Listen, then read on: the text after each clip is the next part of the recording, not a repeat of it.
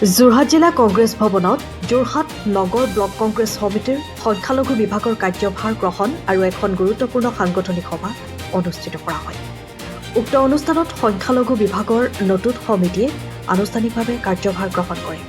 সভাত জিলা সংখ্যালঘু বিভাগৰ জিলা অধ্যক্ষ দীপ নেওগ, জিলা প্ৰশাসনিক সাধাৰণ সম্পাদক জাকিৰ ৰহমান, নগৰ ব্লক সংখ্যালঘু বিভাগৰ নতুন সভাপতি জেমিল আখতাৰ উপস্থিত থাকে। ইয়াৰ উপৰিও জিলা প্ৰদেশ কংগ্ৰেছৰ সভাপতি, জিলা মহিলা কংগ্ৰেছ সভানেত্ৰীসহ দলৰ বহুকেইগৰাকী জ্যেষ্ঠ আৰু কনিষ্ঠ বিষয়ববীয়া অনুষ্ঠানত অংশগ্ৰহণ কৰে। বক্তাসকলে সভাত আগন্তুক বিধানসভা নিৰ্বাচনৰ প্ৰস্তুতি সন্দৰ্ভত আলোচনা কৰে। লগতে সংখ্যালঘু সমাজৰ মাজত কংগ্ৰেছ দলৰ নীতি আদৰ্শ আৰু কাৰ্যসূচী অধিক শক্তিশালীভাৱে প্ৰচাৰ কৰাৰ ওপৰত গুৰুত্ব আৰোপ কৰা হয়। দলীয় ঐক্য অটুট ৰাখি বুথ পৰ্যায়ত সংগঠন অধিক মজবুত কৰাৰ আহ্বান জনোৱা হয়। সভাৰ শেষত আগন্তুক দিনত সংগঠনক অধিক গতিশীল কৰি ৰাজ্যৰ সমস্যাসমূহ লৈ মাটিত নামি কাম কৰাৰ সংকল্প গ্ৰহণ কৰা হয়। যোৰহাটৰ পৰা অনুপম বৰা ৰিপৰ্ট, পুখুৰ লাইভ।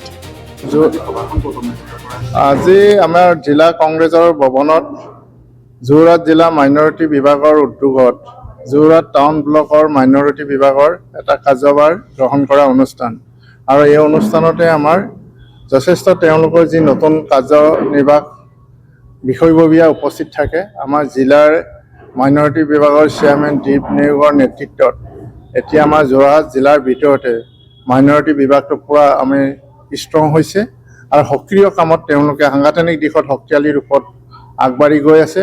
আগন্তুক ২৬ চনৰ বিধানসভা নিৰ্বাচনৰ কাৰণে সংখ্যালঘু বিভাগে আজিৰ তাৰিখত আমি যিটো চৰ্চা কৰিলোঁ, ৰাজনৈতিক চৰ্চা, ইয়াৰ পৰা আমাৰ অনুমান হৈছে যে শক্তিশালী ৰূপত তেওঁলোকে মাইনৰিটি এৰিয়াত আমাৰ সংগঠন শক্তিশালী কৰা হৈছে। আজি আমাৰ সভাত আমাৰ দীপ নেওগ ডাঙৰীয়া জিলাৰ চেয়াৰমেন আৰু নতুনকৈ গঠিত টাউন ব্লকৰ সভাপতি ডাঙৰীয়া আমাৰ লগত উপস্থিত আছিল। আমাৰ প্ৰদেশ কংগ্ৰেছৰ সম্পাদক কিষাণু বৰুৱা, আমাৰ জিলা কংগ্ৰেছৰ সাধাৰণ সম্পাদক সাংগঠনিক বিকাশ গগৈ ডাঙৰীয়া আৰু আমাৰ জিলা মহিলা কংগ্ৰেছৰ সভানেত্ৰী বন্তি গণ্ডিয়াকে প্ৰমুখ কৰি আমাৰ জিলাৰ কেইবাটাও বিষয়ববীয়া আজি সভাত উপস্থিত থাকি বক্তব্য প্ৰদান কৰে। মই নমস্কাৰ কৰিছোঁ। প্ৰথম আমাৰ আজি যিটো সাংগঠনিক সভাত যিটো আমাৰ নগৰ ব্লকৰ সভাপতি হিচাপে মই আজি দায়িত্বভাৰ গ্ৰহণ কৰিলোঁ, আৰু আজিৰ পৰা আমি সকলো 19টা ৱাৰ্ডক মাইনৰিটি হিচাপে যিখিনি মানুহ আছে সকলোকে ওলাই আনি আগবঢ়াই লৈ যাম বুলি মই আশা কৰিছোঁ, আৰু মোক সকলো সহায় সহযোগিতা কৰিব বুলি মোক প্ৰতিশ্ৰুতি দিছে, আৰু আগন্তুক লোকসভা বিধানসভা নিৰ্বাচনত আমাক সহায় সহযোগিতা কৰিব বুলি আশা কৰিছে। আৰু বিশেষকৈ মহিলা সমাজে যিখিনিভাৱে ওলাই আহিছে আমাৰ কাৰণে ভাল লক্ষ্য, এয়া মোৰ যোৰহাট নগৰ ব্লকৰ যিখন আমাৰ কংগ্ৰেছৰ সংখ্যালঘু বিভাগৰ কমিটি, সেই কমিটিখনৰ দায়িত্বভাৰ গ্ৰহণ, আৰু এই সভাতে আমাৰ বিভিন্ন সাংগঠনিক আলোচনা হয় আৰু কিদৰে আমি সংখ্যালঘু এলেকাত আমাৰ সংগঠন আৰু শক্তিশালী কৰিব পাৰোঁ, এইটো আমাৰ আলোচনা হয়। এই আপোনাৰ যিহেতু আজি যিটো আমাৰ এই সাক্ষাৎকাৰৰ লগত মই এটা মানে প্ৰশ্ন, মই 3টা প্ৰশ্ন আমাৰ মুখ্যমন্ত্ৰী মহোদয়ক কৰিব বিচাৰিছোঁ সংখ্যালঘু সমাজৰ হৈ, বিশেষকৈ উজনি অসমৰ খিলঞ্জীয়া সংখ্যালঘু সমাজৰ হৈ, যে আমাৰ দুখন উন্নয়ন পৰিষদ আছে, মৰিয়া উন্নয়ন পৰিষদ আৰু গড়িয়া উন্নয়ন পৰিষদ।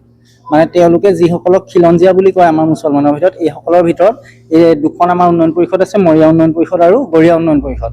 তাৰ ভিতৰত মৰিয়া উন্নয়ন পৰিষদৰ পুঁজি কৰ্তন কৰি গোটেই মানে অসমৰ উন্নয়নৰ কাৰণে মাত্ৰ ৩০-৪০ লাখৰ ভিতৰত সীমিত ৰাখি পুঁজি দি আছে।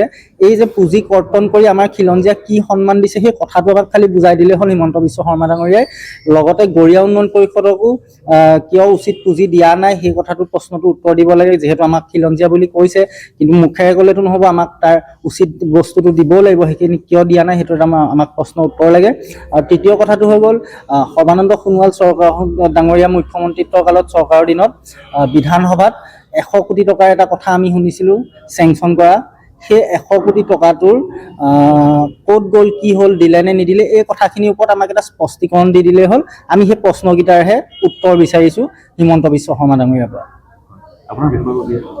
মই অসম প্ৰদেশ কংগ্ৰেছ গৱেষণা বিভাগৰ ৰাজ্যিকৰ সাধাৰণ সম্পাদকৰ দায়িত্বত আছোঁ। 20 বছৰীয়া যোৰহাটবাসীৰ একমাত্ৰ ভৰসা প্ৰতিষ্ঠান ৰিয়া টি ষ্টল। হয়, যোৰহাট পুৰণি বালিবাটস্থিত বিজি পথত আপোনালোকৰ আপোন আৰু ভৰসাৰ চাহ মিঠাই বিভিন্ন সুস্বাদু সমৃদ্ধ বিপণী Riya tea stall. Riya tea ষ্টলৰ দ্বিতীয়খন সংযোজন ৰিয়া টি ষ্টল ৰাইজৰ বাবে মুকলি। ইয়াত নানান ধৰণৰ বিস্কুট, ব্ৰেড, সুস্বাদু পেষ্ট্ৰি, কেক, চাহ, কফিৰ লগতে বাৰ্থডে কেক উপলব্ধ। লগতে অৰ্ডাৰ মতে যোগান ধৰা হ'ব। তেনেহ'লে পলম নকৰি আহক আপোনালোকৰ প্ৰিয় বিপণী ৰিয়া টি ষ্টললৈ।